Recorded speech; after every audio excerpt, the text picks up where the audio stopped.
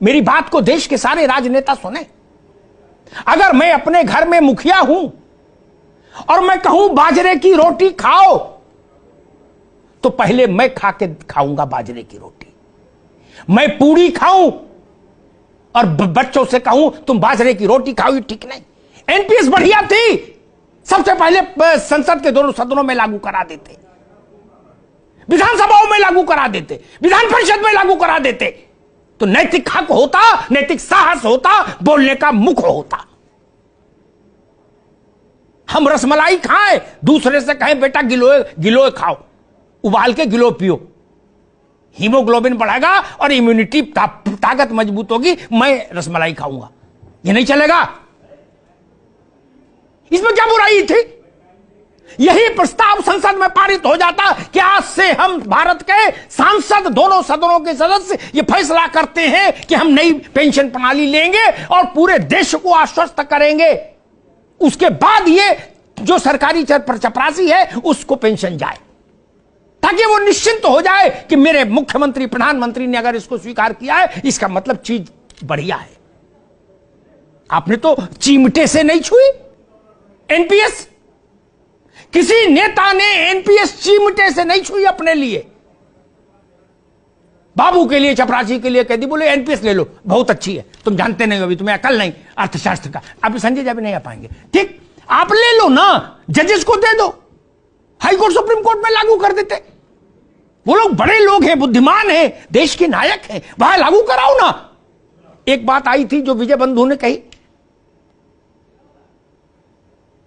नहीं, 2013 में जो चिट्ठी लिखी थी योगी जी ने सांसद के तौर पर, उसमें पेंशन के स्वरूप की बात नहीं थी। उन्होंने कहा था ये नई पेंशन ठीक नहीं, पुरानी पेंशन लागू की जानी, बहाल की जानी चाहिए। डॉक्टर मनमोहन सिंह को चिट्ठी लिखी थी, मेरे पास भी उसकी कॉपी है। मेरे लिए ये ठीक नहीं कि मैं एक बात एक बार कहूं, दोबारा दूसरी बात कह दूं, मैं नहीं कर पाता ये। मैं तर्क के साथ चलूंगा, अपने चेहरे के साथ चलूंगा। इसमें कैसे कैसे मैं घब्बो कर दूं कि तब ठीक थी अब नहीं ठीक है, ये तब खराब थी अब अच्छी हो गई। नो, एक और बात कहता हूं, ये लड़ाई का विषय नहीं होना चाहिए। क्या ये कर्मचारी किसी एक पार्टी के हैं? नहीं, ये सबके घर में कोई ना कोई कर्मचारी है। जो विधायक है उनके घर में भी कोई ना कोई कर्मचारी है, बेटा है, दामाद है, बेटी है, कोई है ना, बहू है। ये कोई बाहर के लोग हैं क्या जिनसे हम लड़ रहे हैं, जूझ रहे हैं, गुस्सा हो रहे हैं? किस पर गुस्सा दिखा रहे हैं हम? किस पर गुस्सा दिखा रहे हैं? ये गुलाम नहीं है। सांसद संसद में भाषण दे रहा है, वो भी देश के लिए काम कर रहा है। सिपाही से इस पोल्यूशन में चौराहे पर खड़ा है, वो भी देश के लिए काम कर रहा है। गुस्सा किस पर दिखाया जाएगा? हमने कोरोना देखा, कोई नहीं निकला, सबको प्राण की पड़ी थी।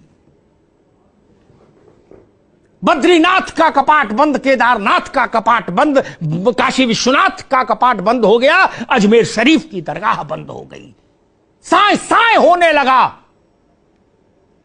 लेकिन सरकारी कर्मचारी खड़ा था, राशन भी बांट रहा था, झाड़ू भी लगा रहा था, कोरोना के अस्पताल में ड्यूटी भी दे रहा था, मर भी गया। कौन आया था? माइकल लाल, जो देश के लिए बड़ी बड़ी बातें सब लोग कर रहे हो, कौन आया था? एयरपोर्ट से कोरोना आया, सबको पता था, फिर एयरपोर्ट बंद हो गया, जहाज ही नहीं उड़ा कोई, फिर भी वहां सीआईएसएफ के जवान खड़े रहे। वो जानते थे कि ये मृत्यु का सीधा स्थान है, साक्षात, फिर भी खड़े थे वहां। कौन? माइकल लाल खड़ा था जाके वहां? कौन खड़ा था? एक भी आदमी नहीं गया डर के मारे। मेरे सारे डॉक्टर मित्र हैं, संजय भाई भी जानते इस बात को, लेकिन फिर भी मैं कहूंगा, निजी चिकित्सक ताला बंद करके अंतर ध्यान हो गए, टेलीफोन भी बंद कर लिया, सिम निकाल के फेंक दिया। झूठ कह रहा हूं क्या? सरकारी डॉक्टर था, 15-15 दिन की ड्यूटी करते थे, फिर कोरोना हो जाता था, फिर क्वारंटीन रहते थे, फिर आके ठीक होके फिर लग जाते थे। हमने देखा मित्र, हम कैसे भूल जाएं उनको? कैसे भूल जाएं उनको? इस देश को बीसीजी का टीका लगा, किसने लगाया? किसने लगाया? सरकार की तमाम योजनाएं, परियोजनाएं जमीन पर कौन उतार रहा है? ये हमारे यही लोग उतार रहे, सरकारी लोग। ये ठीक नहीं। और ये तर्क संजय भाई ने एक मेरे प्रश्न पे उस पर सवाल उठाया था, मैं उस बात को वो भी एक बार फिर स्पष्ट करूंगा। मैंने 88 से लोकसभा, राज्यसभा, संसद कवर करना शुरू किया, ठीक। 20, 22, 25 साल की कवर, ठीक।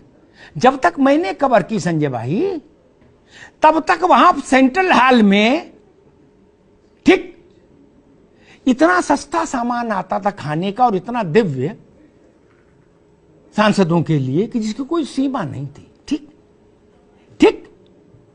दूसरा, हम भी चले जाते सांसदों से मिलने, मंत्रियों से मिलने, कोई खबर लेने, तो कहते थे बैठो पहले ये खाओ मालपुआ, क्या 58-56 में आ रहा है। काउंटर था घी का, दूध का, असम चाय बोर्ड का काउंटर था, कौड़े के दाम ले जाओ। मैंने देखा मालिक, मैं कोई बात गूगल की तो कहते ही नहीं कि मेरी बात कोई काट दे और काट के चला जाए, ना जी ना, गूगल की तो बात ही नहीं की आज तक मैंने। अब बंद कर दिया, बड़ा अच्छा किया। ये राजतंत्र है क्या? ये राजतंत्र है क्या कि पूरा पूरा मुर्गा 10-10 रुपए में खा रहे हो? अब वो भी ऐसा मुर्गा जिसमें चिरौंजी भरी अंदर है। ये नहीं चलेगा? गरीब को खाने को नहीं मिल रहा बतुआ, आप मुर्गा खा रहे थे, चिरौंजी और बादाम भर भर के सब लोग। अच्छी बात है, बंद हो गया, हो जाना चाहिए। ये देश जो खाए वही नेता खाए, वही अभिनेता खाए, सब लोग वही खाओ जो गांव का गरीब खा रहा है। आपका भोजन अलग क्यों हो? आपके वस्त्र अलग क्यों हो? आपका रहन सहन अलग क्यों हो? मेरी पीड़ा किसान के लिए भी है, लेकिन मेरी पीड़ा उस सिपाही के लिए भी है जो फेफड़े अपने गंवा देता है चौराहे पर खड़े होकर। मैंने कोरोना के समय देखा, नोएडा में जहां से मैं आता था, अपनी मेरा वाहन आता था ऑफिस के लिए, उस वहां पुलिस के ही लोग खड़े मिलते थे, बाकी तो जानवर भी विलुप्त हो गए थे। कुछ लोग उसमें से समय समय पर तिरोहित हुए, पूछा तो फिर अशुभ समाचार मिला उनके बारे में। उनके बच्चों के लिए कोई जिम्मेदारी होगी कि नहीं होगी हमारी? मेरी आंख भर आती है जब मैं ऐसे दृष्टांत सुनता हूं। ये देश गरीब था तब हम दे सकते थे, अब हम संपन्न हो गए तो बंद कर दी, बोले हम नहीं दे सकते। पश्चिम बंगाल दे रहा है, राजस्थान, पंजाब, छत्तीसगढ़, झारखंड, 4 ने कमिट किया, लागू कर दी। उन्होंने कोई मैकेनिज्म ढूंढा होगा। क्या लोकतंत्र में उस मैकेनिज्म पर बैठकर बात नहीं हो सकती? कोई अड़ना है क्या कि नहीं जी? अगर देश के 4 राज्यों ने लागू की है फिर पुरानी व्यवस्था को, तो क्या यह जरूरी नहीं कि एक सर्वदलीय बैठक हो जाए, चर्चा हो जाए, उनसे भी पूछा जाए भाई आपने क्या रास्ता निकाला? और आखिरी बात कहूंगा मित्र, क्या है, मैं तो बस शेयर बाजार जानता नहीं ना, मैंने कभी शेयर बाजार में कुल लगाया भाई साहब, ठीक। मेरा अकाउंट बैंक में खोल लिया, इतने मेरे लिए बहुत, समझ लीजिए। लेकिन मैंने कर्मचारियों से पूछा कि भाई ये एनपीएस में आपको क्या मिला, वो पेंशन जो 70,000 रुपया पर रिटायर हुए, आखिर लास्ट डॉन सैलरी 70,000 रुपया। उनने कहा कि भाई साहब 1150 का चेक मिला पेंशन का। किसी ने कहा हमको 700 ही मिले। मुझे नहीं पता क्यों मिला, ऐसा हुआ, लेकिन शर्मनाक है। ये उनके 30-40 वर्ष की सेवा के प्रति कृतज्ञता है। ये अच्छा भाव नहीं है किसी भी सशक्त और संपन्न और सबल राष्ट्र के लिए। यह उचित भी नहीं है। ये हमारे हिस्से हैं। प्राइमरी स्कूल के अध्यापकों के बिना जीवन देश चल जाएगा? नहीं चलेगा मित्र। इसलिए इनके लिए सोचना चाहिए, इसमें अड़ने की जरूरत नहीं। कई बार फैसले देश ने बदले, और फैसले तो छोड़िए, मैं तो कहता हूं देश ने कितनी बार, 100 से ज्यादा बार संविधान में संशोधन किया है। 103वां संशोधन तो कल ही सुप्रीम कोर्ट में अपील हुआ है। जब हमने संविधान में इतने इतने बदलाव कर दिए तो ये स्कीम कौन सी पवित्र गाय है कि इसमें परिवर्तन नहीं हो सकता? ये होली बुक है क्या? नहीं ना, कि इसमें किंतु परंतु नहीं बदला जा सकता। हटाइए अगर देश को नहीं पसंद। और आखिरी बात, दुल्हन वही जो पिया मन भाई। ठीक, एक सिनेमा आया था संजय भाई, पेंशन वही जो कर्मचारी के मन भाई। जब देश में एक भी कर्मचारी उसके पक्ष में नहीं खड़ा तो जबरन काय को अपन डाले दे रहे हैं? कोई ये दवा है क्या कि ना बोले खाओ, तुम्हें मेरी कसम खाओ। वो कह रहा है ये दवा मुझे सूट नहीं करती, एलर्जी हो जाएगी, बोले ना खानी पड़ेगी।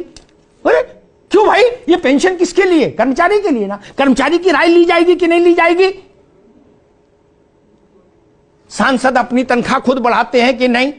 विधायक अपनी तनख्वाह खुद बढ़ाते हैं कि नहीं? अपने भत्ते खुद बढ़ाते हैं कि नहीं? कार खरीदने के लिए पैसा खुद सैंक्शन कर लेते हैं अपने लिए कि नहीं? जब सब काम खुद कर लेते हो अपना, तो सिपाही से नहीं पूछोगे?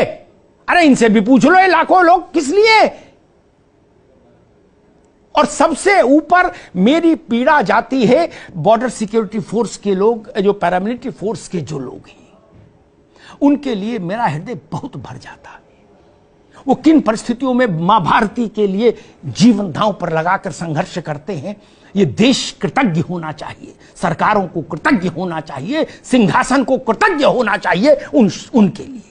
जो शहीद हो गए उनके लिए भी माथा झुकना चाहिए, और जो जिंदा है सेवा कर रहे हैं उनके लिए भी माथा झुकना चाहिए देश का।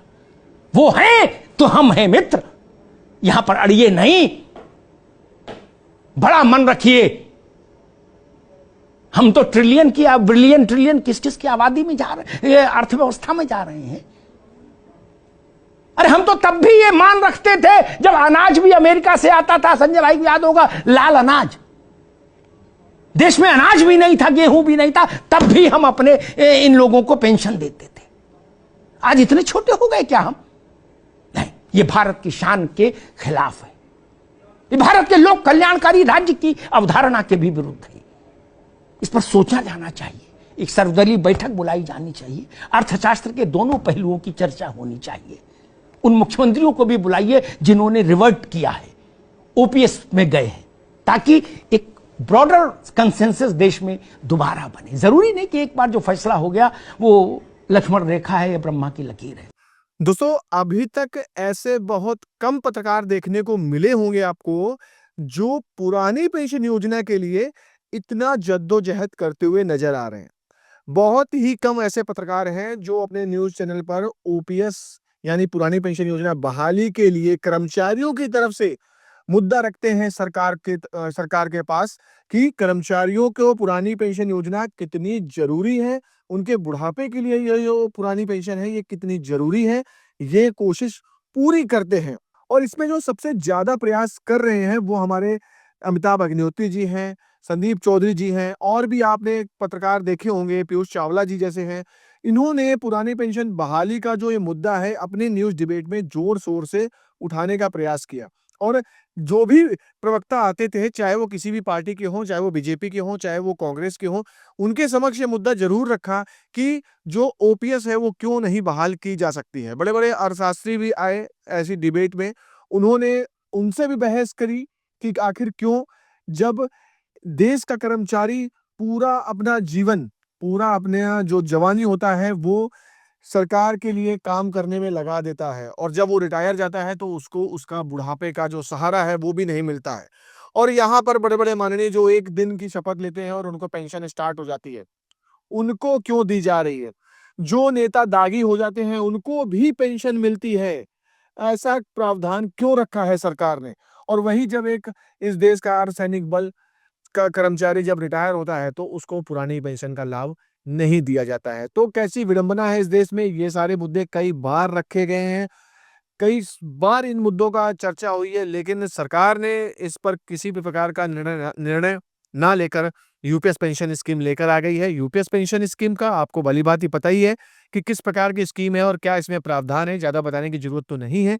हालांकि यूपीएस में अब कोई संशोधन होगा या नहीं होगा ये तो दोस्तों कहा नहीं जा सकता है। आपकी क्या राय है, क्या सरकार अभी यूपीएस में कोई संशोधन करेगी? और अगर सपोज करिए कर भी देती है तो 95% जो कर्मचारी है, 90% कर्मचारी हैं, उन्होंने तो एनपीएस पेंशन स्कीम को चूज कर लिया है। तो अब जो अगर संशोधन हो भी जाता है तो उसमें बेनिफिट होगा या नहीं होगा कर्मचारियों को, ये अभी कहा नहीं जा सकता है। तो फिलहाल खबर यही थी दोस्तों, मेरे द्वारा दी गई जानकारी अच्छी लगी है तो प्लीज़ वीडियो को लाइक, शेयर, कमेंट ज़रूर कर लीजिए। मिलते हैं अगले वीडियो में, तब तक के लिए जय हिंद, जय भारत।